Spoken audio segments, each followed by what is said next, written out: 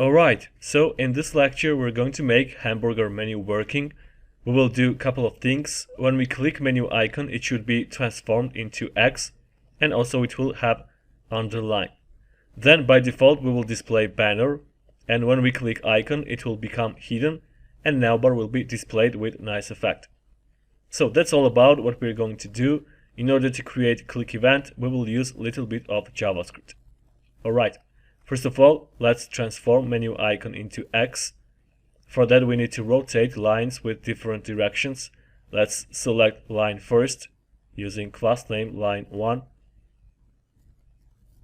First line should be rotated along z-axis by -45 degrees, so write transform, then use rotate z, and insert here argument -45 degrees.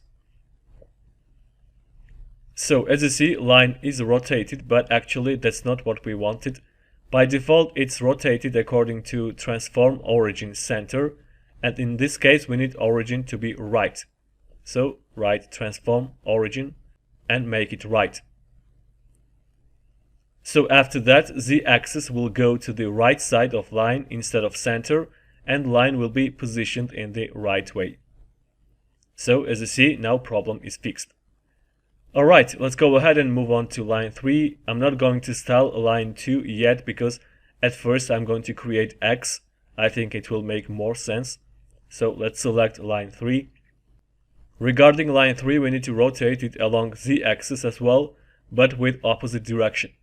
So we need to here the same style. Let's grab it from line 1 and just change -45 degrees into 45 degrees. Alright, so here we have X, and now it's time to move on to line number 2.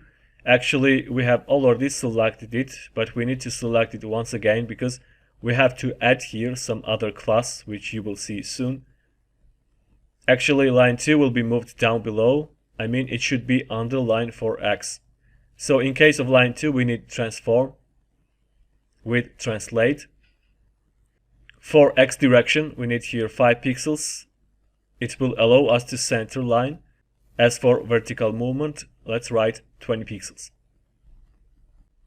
Alright, that's it about menu icon. We have transformed it into X, but actually we need this to happen when we click that icon. In order to achieve that, I'm going to use JavaScript. We need to add to lines class which for now doesn't exist, and then we will add this class to navWrapper on click. So let's add to those lines class and call it change. So you see, we don't have here X anymore. Let's open app.js file and select menu icon, write document dot query selector, and insert here class name Hamburger menu. Then attach to it event listener, write add event listener.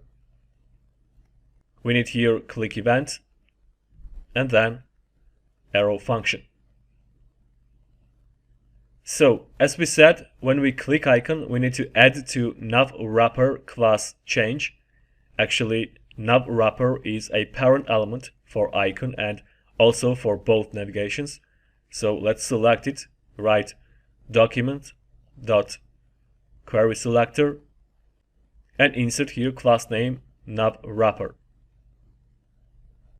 When we click icon, we need to add class, and when we click again, we need this class to be removed. In order to achieve that, in JavaScript we have a method called toggle. As its name suggests, this method allows us to add class on first event and then remove it on next one.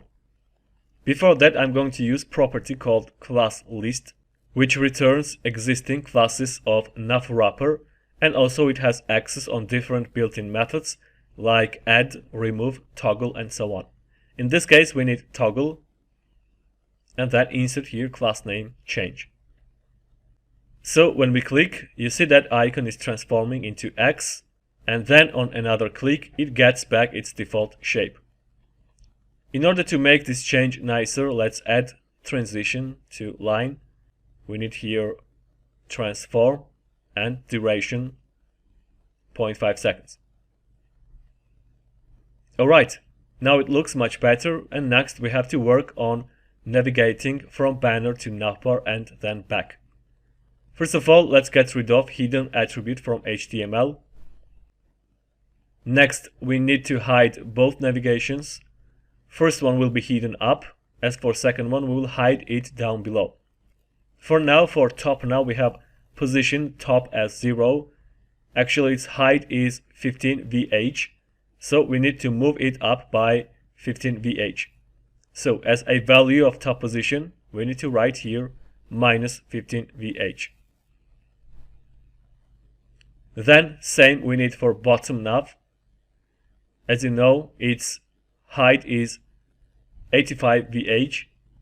So as a bottom position, we need minus 85 VH. Alright, so now both navigations are hidden and we see here banner. As we said, we need to display them when we click menu icon. So on click, we need to make their top and bottom positions as 0. And we will achieve that again using class name change. So we need to write change top nav, and we need to make its top position as 0. Then for bottom nav, we need change bottom nav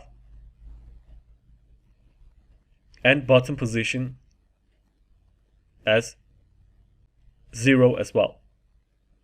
Besides that, we need transitions for both navigations.